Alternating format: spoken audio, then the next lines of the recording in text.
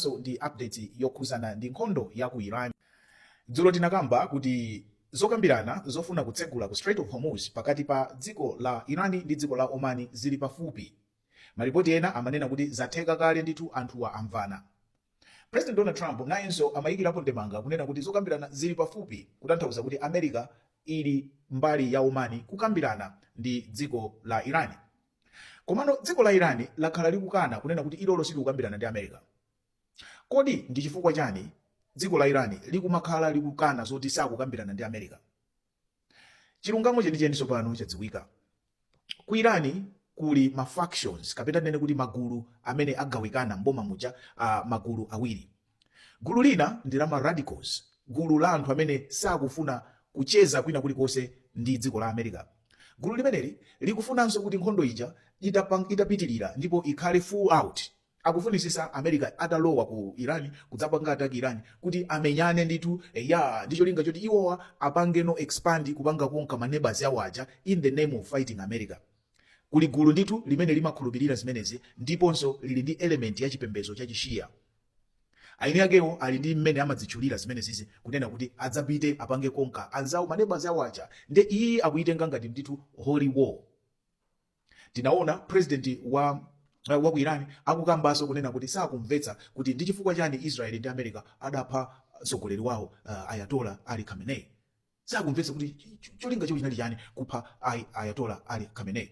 Ndi mudziwe kuti Ayatollah Ali Khamenei sanali mtsogoleri wa dziko wamba, analinso mtsogoleri wa chipembedzo. Ndiye nkhondoyi si simple mmene tikumayionera ngati kuti maiko awiri kungomenyana pa kusamvana ku nkhani ya chuma kapena ya ndale kapena ndi nkhani ndithu yomwe ku Iraniko kuli gulu limene ikuitenga kuti iyi ndi nkhani ya chipembedzo.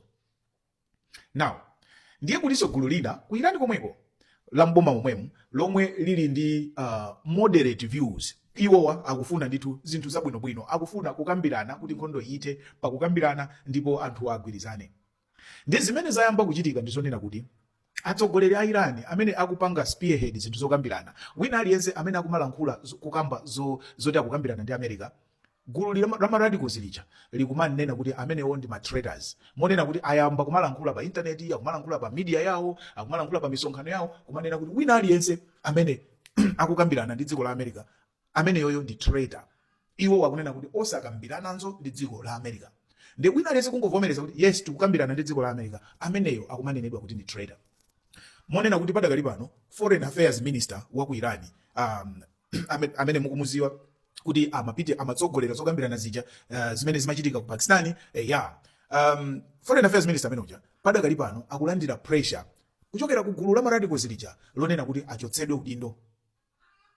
Pachifukwa ichi wina aliyense akupanga avoid kunena ku dziko la Iran kuti tikukambirana ndi dziko la America. So maonena kuti tikukambirana awawa ali very sensitive ku Iran. Ndiye Donald Trump akamathamangira kulengeza kuti we are talking with Iran, the deal is closed, we are talking with Iran. Zimene zija zikumawayika anthu amene angavomere kuti tikukambirana ndi Donald Trump m'mavuto. Ndi chifukwa chake padakali pano muzaona kuti Iran idzikana zonena kuti ikukambirana ndi America. Palibe amene ali willing kubwera poyera kunena kuti zofunika tikambirane ndi America chanjanjanjan. Onsewa akuopa ndale za ma radicals amene ali background. Then mafuna mpamvesese pamenepa kumene zikuchokera zinthuzi.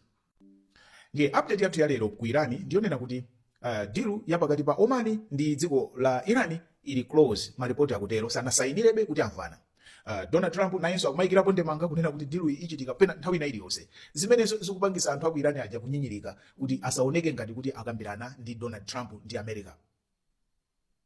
Tinakamba dzulo kuti ma Houthis ku Yemen nawonso anapita kukachita ataki makamaka steamer zonyamula mafuta zochokera ku dziko la Saudi Arabia. Izi zinachitika ndithu ndipo Saudi Arabia nayonso yakhala ikupanga pressure America kuti apite kuzokambirana. Tinakambanso dzulo kuti Iran yaopseza makamaka gulu limene ndinalikamba posachedwa pa lokhuzana ndi ma radicals lija laopseza ndithu kunena kuti ngati America ibwereso kupitiriza nkhondo ayembekeze kuti Iran ipita kukapanga attack ma neighbors yake wonse, ndipo ikapanga target ma civilian infrastructure awo, malo opangira madzi, malo opangira magetsi, malo osungira mafuta, zonse akapanga attack. Iran yachenjeza ma neighbors kuti ngati akufuna ma neighbors kuti Iran isapange attack ayiuze America isiye nkhondo. Zonsezi zachitika ndithu zalankhulidwa dzulo ndipo tinazipanganso cover mu update yathu ya dzulo madzulo. Ndiye padakali pano situation idakali choncho as regarding ku Iran. Titsatira kuti lero likuchitika ma developments yanji. Ndine Nesta the Black Teacher, tsiku labwino.